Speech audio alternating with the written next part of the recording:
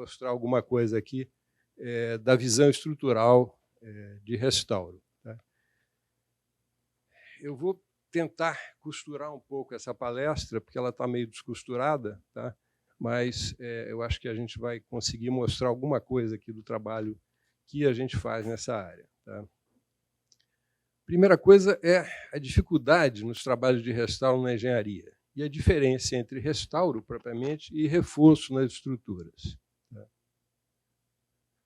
Bom, começando com as dificuldades no projeto de restauro. O restauro, primeiro, é uma atividade multidisciplinar, quer dizer, ninguém faz restauro sozinho. Tá?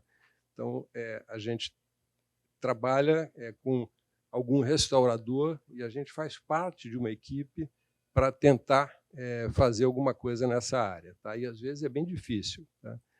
Não existe a possibilidade da escolha da solução estrutural. A solução estrutural já está dada, a gente tem que tentar manter essa solução estrutural e melhorar o que existe lá. Tá? Os materiais já fazem parte da estrutura e, de um modo geral, eles estão com muitos anos de degradação. A gente vai ver uma outra coisa em seguida, que as patologias estão lá há muito tempo e algumas patologias vão se formando anos depois das outras. E o engenheiro estrutural, quando chega na obra, tem que tentar ter uma leitura dessas patologias ao longo do tempo, o que é bastante difícil. Tá? Não há informação estrutural, de modo geral. Tá? E nem sempre a melhor solução técnica e econômica é a melhor solução de restauro. Tá? Um projeto de reforço, às vezes, é muito mais fácil. Quer dizer, a gente tem, às vezes, o desenho das obras, tá? E o reforço fica mais fácil. Quando não existe o reforço, quer dizer, quando não existem os desenhos, a gente pode fazer um recálculo da estrutura pelas normas da época. Por exemplo, uma ponte que foi feita em 1920 ou 1930, a gente tem alguma informação de cálculos dessa ponte, de normas dessa época, e a gente consegue fazer um recálculo e tentar entender o que está lá dentro. Que às vezes, uma estrutura metálica, por exemplo, a gente consegue medir as peças. Mas, numa estrutura de concreto, a gente não tem a menor ideia da armadura que está dentro do concreto. Então, fica bastante complicado a gente fazer um reforço, mas, ainda assim, é muito mais simples do que um projeto de restauro. O projeto de restauro, a gente nunca tem os cálculos que foram feitos, se é que eles foram feitos. Quer dizer, na realidade, às vezes, eram coisas absolutamente empíricas. Tá? O estado de manutenção, de um modo geral, é sofrível. Os projetistas estruturais, às vezes, entram como ponta de lança. Tá? E é difícil fazer um levantamento de qualidade, porque, às vezes, a gente não tem o equipamento necessário para fazer esse levantamento. A gente não tem, no projeto, às vezes, não tem dinheiro, falando de uma maneira franca, para alugar um andaime, para chamar alguém que possa fazer um levantamento mais criterioso da obra. Tá? E o acesso é difícil e as pesquisas em arquivos públicos não é a nossa praia. Tá? Então, quando a gente trabalha com alguém, um historiador ou um arquiteto que tem essa entrada, tá? Às vezes fica muito mais fácil e a gente vai mostrar alguns exemplos disso. Tá? Bom, eu vou mostrar 3 obras que a gente trabalhou aqui, que são 3 coisas completamente diferentes e com 3 problemas diferentes. Tá? A primeira é esse convento de São Boaventura, que fica na área do Comperj. A Petrobras começou a fazer o restauro do convento. Tá? E essa era a situação que a gente encontrou o arco que ficava no fundo de uma das igrejas. Tá? Me desculpem, às vezes falta um pouco o linguajar técnico dessas coisas. Tá? Bom, o projetista que tinha feito esse reforço emergencial, ele partiu do princípio que todo arco tem um empuxo. Quer dizer, se a gente encostar os 2 braços numa mesa e apoiar o queixo, isso vai tender a abrir. O arco funciona assim. O arco só funciona bem quando ele está contido de algum modo. Tá? Então, o projetista que fez o reforço emergencial percebeu isso com muita clareza. Não dá para ver ali, mas ele colocou uns tirantes por fora daquela grande torre. Tem 2 tirantes. Aqui o Jorge já me... Tem 2 tirantes que passam aqui e que dão esse contraste, vamos dizer, que o arco necessita para não cair, e isso ficou durante algum tempo assim. Tá? Quando a nossa empresa foi chamada, tá? A gente trabalhou nisso com a coordenação da Quorum, uma empresa de gerenciamento, e com a arquiteta Márcia Braga, que fez fez toda a parte de recuperação das alvenarias e tudo mais. E a gente ficou com esse arco aí, que era um negócio bastante complicado. Quer dizer, mal comparando, era praticamente trocar o pneu de um carro com ele andando. Tá? E nosso projeto previa um pequeno arco de concreto embaixo desse arco de tijolo, tá? E um tirante para funcionar. E aí teve uma confusão, uma briga, uma incompreensão muito grande, que o pessoal do patrimônio entendia que a gente estava mexendo muito na estrutura, tirando todo o aspecto do arco. Tá?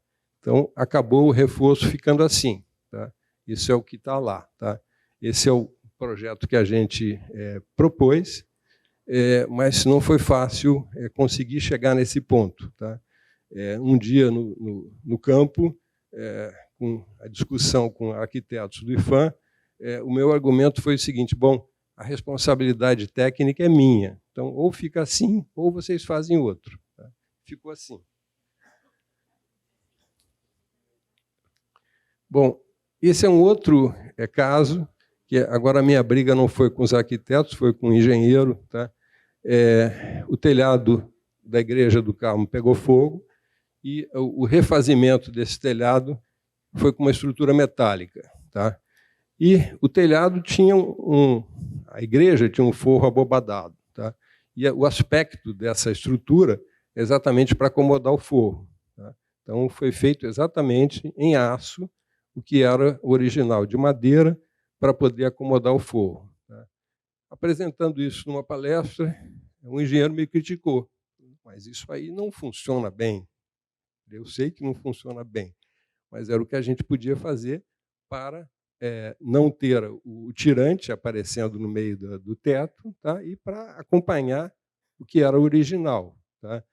E isso deu um certo trabalho para a gente conseguir fazer isso, porque quando a gente colocava as telhas, esse telhado tinha uma tendência a abrir. Tá? E a gente, então, fez provisoriamente um apoio que deslizava um pouquinho. Então, quando eles colocaram as telhas, o apoio deu uma pequena acomodada, e depois das telhas colocadas, a gente ligou esse apoio definitivamente e ficou assim. Tá? E funciona sem problema nenhum. Então, aí, no caso, a minha briga foi com os engenheiros. Isso é o telhado. Tá?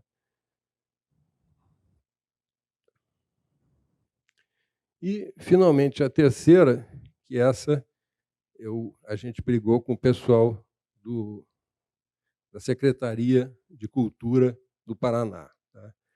Essa ponte é uma ponte na ligação ferroviária Curitiba-Paranaguá. Ela tem um vão de 72 metros, a treliça principal. Esse vão é da ordem de 72 metros, e essa ponte é de 1880, mais ou menos, 1880 e poucos. Tá?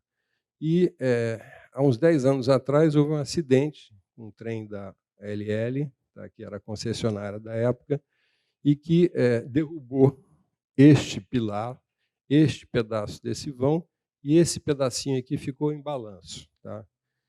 E daí foi uma confusão, porque, obviamente, a concessionária queria retomar o tráfego o mais rápido possível, mas a Secretaria de Curitiba começou a questionar o reforço que estava sendo feito, que, na realidade, era praticamente fazer o que estava aí. Tá? E aí, o curioso dessa história é que eu conhecia muito mais da ponte do que o pessoal da secretaria, porque meu pai e meu tio tinham trabalhado nessa ponte. Então, essa ponte, para mim, era um retrato na parede da casa do meu pai e do meu tio. E ela era assim. Aquele arco que a gente via aqui, esse foi um reforço feito pela empresa que meu pai e meu tio trabalhavam em 1947. Tá? E o pessoal da secretaria entendia que isso era uma estrutura original. Então, aí foi uma outra confusão a respeito de restauros, reforços e tudo mais. Tá? Então, acabou, a gente consolidou o arco, tá? Por uma questão de reforço da obra, a gente teve que soltar os apoios todos, então, há uns 10 ou 12 anos atrás, essa treliça voltou a ter o vão original dela para permitir a passagem de um trem com vagões descarregados, subindo de Paranaguá para Curitiba, para poder refazer o estoque de vagões lá na estação de Curitiba, para poder a ferrovia voltar ao tráfego normal. E a ponte aguentou esse trem descarregado a coisa de 10 ou 15 anos atrás, que, obviamente, foi um estresse muito grande para a gente que estava trabalhando nisso. Tá? O meu primo, que foi o engenheiro que trabalhou nessa consolidação, fez questão de passar nesse trem. Tá? Eu fiquei um pouco preocupado por ele, mas deu tudo certo. Essa é a ponte original, que realmente é muito interessante. Né? Bom, alguma pequena coisa a respeito de restauro nos cursos de engenharia. Eu acho que existe uma lacuna muito grande na engenharia convencional, tá, a respeito de curso de restauro. É um campo enorme, tá, para pesquisa em graduação ou pós-graduação, mas existe alguma dificuldade financeira para esses estudos. Ninguém se interessa muito em financiar um mestrando, vamos dizer, que precisa de algum dinheiro para comprar peças para estudo. Então, existe essa dificuldade financeira, mas existe um campo muito grande para se fazer estudos nessa área. Tá? Enfim, isso é uma coisa que podia ser mais incrementada. Tá? E nos escritórios de engenharia é pior ainda. Tá? O mercado de trabalho é relativamente pequeno, quer dizer, não tem estruturas históricas a toda hora para a gente ver. Tá? A responsabilidade envolvida é muito grande, a remuneração não é adequada, então, com isso, poucos escritórios se envolvem com projetos estruturais de restauro. Tá? Bom, e agora aqui mudando um pouco, tentando fazer essa costura, eu chamei aí nem tudo é o que parece. Tá? Quer dizer, basicamente, eu estou querendo falar um pouco das lesões das estruturas. Uma das primeiras coisas que a gente faz é um levantamento estrutural das lesões, quer dizer, é diferente de um levantamento cadastral ou de um levantamento que vai ver alguma outra coisa, não. A gente está falando aí de lesões estruturais, fissuras, trincas, deformações. Tá? Isso deve ser feito por um técnico com bastante experiência. Tá? Esse técnico tem que ter muita atenção aos detalhes e não se deixar levar pelas aparências. Às vezes, grandes trincas podem não significar muito e pequenas trincas podem ser sinais importantes do comportamento da estrutura. O que eu comentei antes, essas manifestações elas podem ter ocorrido em diversas fases da estrutura, estão superpostas e a gente tem que tentar entender se uma levou a outra ou se uma veio antes da outra, coisa desse tipo. Tá? E uma dificuldade muito grande que a gente tem, e daí eu botei esse texto aí embaixo, é definir as tensões admissíveis nas paredes de alvenaria. Então, você tem paredes de alvenaria de 1880, com pedra, com argamassa de barro. Tá? Qual seria a tensão que a gente pode trabalhar nessa parede? Não é um concreto que a gente bota lá FCK 40 megapascal e está tudo bem. Tá? Então, esse trabalho, tá? Eu botei o título aí, acho que dá para procurar na internet. Se alguém quiser, me procura depois, que eu tenho como dizer um pouco mais sobre ele. Tá? Então, isso eu acho extremamente interessante. Se tem algum engenheiro estrutural aqui, me procure depois, que é um trabalho muito legal, que mostra diversas alvenarias, diversos tipos de alvenaria. A gente avalia o tipo de material ligante, avalia o tipo de esforço que pode estar acontecendo nessa alvenaria, e, com isso, a gente consegue classificar um pouco essa alvenaria. Tá? E, obviamente, buscar se existem outras vistorias, que sempre mais gente, mais olhos veem mais coisas. Essa eu acho até que não é mais uma igreja, né? Eu acho que hoje em dia não é uma igreja consagrada, tá? Mas é para mostrar essa coisa que nem tudo é o que parece, tá? Então, a gente estava fazendo um trabalho nessa igreja e nas torres tinham diversas trincas e fissuras e a gente não conseguia identificar o que era. Tá? Com o tempo, você vai identificando. Aparece uma trinca, você fala, aquela trinca ali é de recalque da fundação, aquela trinca é esforço do telhado. Nessa igreja aí, eu não conseguia ter a menor ideia do que estava acontecendo nas torres. Daí a gente desceu para almoçar, ela fica em cima do morro, e quando eu voltei, estava se formando uma tempestade. Tá? Daí estourou a minha cabeça. Tá? Essa igreja tem uma escada metálica aqui, então, no fundo, a igreja funcionava como um para-raio. Tá? Então, provavelmente, as descargas elétricas tinham ocasionado essas trincas que eu estava verificando. E uma vez eu contei isso numa palestra e tinha uma arquiteta que estava junto no seminário. Ela falou, Filizola, aconteceu uma coisa igualzinha comigo, vou te mandar a foto. Ela me mandou essa foto, tá? Que ela disse que ela estava conversando com as pessoas na casa e falou, teve um problema aqui de um recalque, de fundação. E eles falaram, não, minha senhora, foi um raio. Tá? Então, essa grande fissura aí foi causada por um raio e me deixou mais satisfeito com a descoberta lá da igreja de São Joaquim da Grama. Chamei de algumas exceções. Tá? A gente falou que nem sempre a gente conseguia achar tudo, tá? Mas quando a gente trabalha com um historiador, é interessante que eles descobrem muito mais coisa do que a gente. Tá? Então, nesse caso aí, aquela agência do Banco do Brasil, que fica na esquina ali da 1º de março, tá? Uma vista lateral dela aí, e a Marisa Assunção, que estava trabalhando na época, me mostrou esse desenho. Ela falou, olha, achamos esse desenho. Eu falei, legal, vou procurar essa treliça. Era uma treliça metálica, bonitona. Rodamos o prédio inteiro, não conseguimos achar isso. Achei um monte de estrutura metálica, mas essa a gente não conseguia achar de jeito nenhum. Até que um dia a gente desceu num entreteto. Era um buraco que tinha, vamos ver o que tem ali embaixo. Descemos no entreteto. E ela estava lá nesse entreteto. Tá? Inteirinha, com a pintura da época ainda, isso devia ter uns 100 e poucos anos, e toda a estrutura metálica estava em muito bom estado aí. Tá? Então, é uma curiosidade que, às vezes, a gente tem umas surpresas, principalmente quando tem gente competente trabalhando que consegue investigar um pouco mais. Mesma coisa nesse prédio, que vocês já devem ter percebido, que é a Biblioteca Nacional. Tá?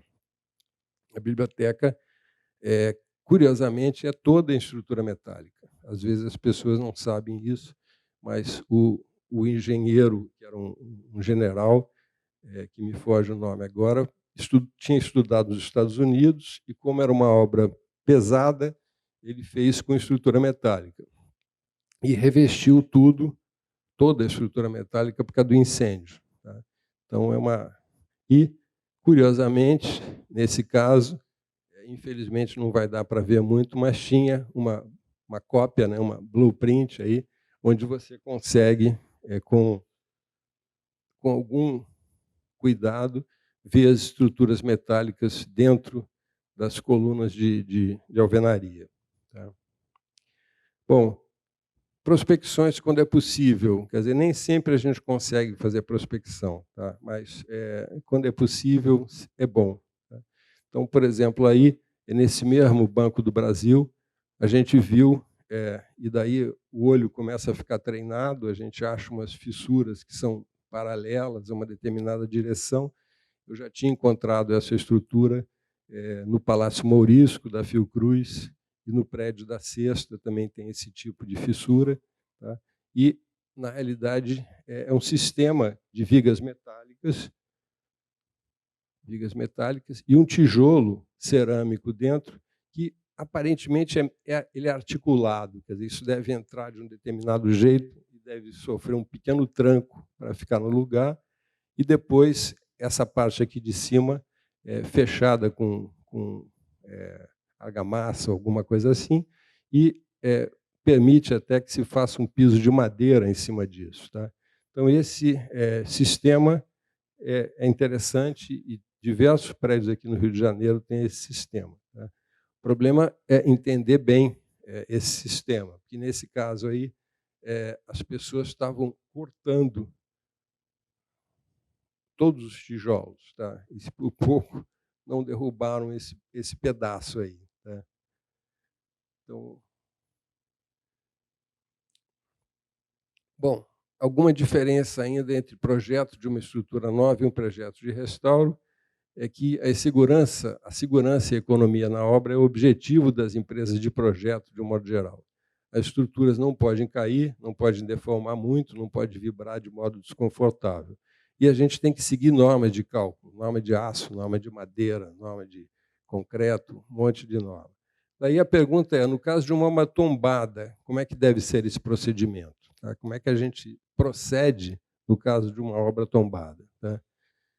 O projetista que trabalha com restauro deve seguir essas normas todas? Uma trinca determina o colapso de uma estrutura? Então, são perguntas que eu deixo aí e vou dar a minha opinião. Você reforçar uma estrutura que existe há 120 anos e não apresenta sinais de mau comportamento, porque a tensão do aço ou da madeira ultrapassou as normas atuais, é uma coisa necessária? Tá? Isso é minha opinião pessoal. Quer dizer, o engenheiro que trabalha com restauro deve ter uma visão abrangente do conjunto e não uma visão parcial, como às vezes é comum. Então, às vezes, a gente tem que assumir algumas coisas, obviamente, dentro da maior segurança possível, mas não dá para se guiar cegamente pelas normas. Tá? Existem, hoje em dia, algumas recomendações, aí, Jorge, vou passar isso para você, porque se a gente entrar nesse site aí, não é fácil de achar, depois eu te dou o caminho mais simples. Tá? E algumas recomendações, resumi algumas coisas dessas recomendações. A primeira, conservação, reforço e restauração de monumentos requerem uma versão multidisciplinar, já comentamos isso antes. Antes de se tomar a decisão de fazer uma intervenção, é indispensável determinar, primeiramente, as causas do dano e avaliar o nível de segurança da estrutura. Quer dizer, não adianta a gente tratar da consequência sem tratar da causa. Vou fechar uma fissura, não sei como é que aconteceu, mas vou fechar. Tá? Daqui a 3 meses aparece a fissura de novo, porque a gente não tratou da causa. Tá? Essa última, frequentemente a aplicação dos mesmos níveis de segurança de prédios novos requer medidas excessivas, se não impossíveis de serem tomadas. Isso está no site do ICOMOS, Jorge. E, nesses casos, as considerações e análises diferenciadas podem justificar medidas de segurança diferenciadas. Tá? A gente trabalha com cargas de norma. Então, hoje em dia, a carga de uma sala de reunião é de 500 quilos por metro quadrado. 500 quilos por metro quadrado não dá para se mexer se tiver gente fechando 500 quilos por metro quadrado. Então, será que vale a pena, por exemplo, nesse caso aqui, ter que restaurar esse piso para 500 quilos por metro quadrado? Fica praticamente inviável. Tá? Então, eu acho que o bom senso aí tem que prevalecer, mas esse bom senso tem que ser adequado com todos. Tá? Não adianta eu achar que tem que ser 300 e o meu fiscal achar que tem que ser 500, aí não funciona. Bom, ainda alguma coisa do ICOMOS, sempre que possível, qualquer medida deve ser reversível, isso é um clássico. Né? Toda intervenção, sempre que possível, deve respeitar os conceitos técnicos e valor histórico, tá? E deixar evidências que possam ser reconhecidas no futuro. E estruturas deterioradas, sempre que possível, devem ser reparadas e não substituídas. Tá? E, para finalizar, para a gente não tomar muito tempo, tá? Eu coloquei essa dedicatória do professor Lin. O professor Lin é um sino-americano que trabalha com concreto protendido. Então, eu acho que essa dedicatória dele se aplica com muita clareza ao trabalho que a gente faz nessas obras de restauro. Tá? E é isso, então. Obrigado.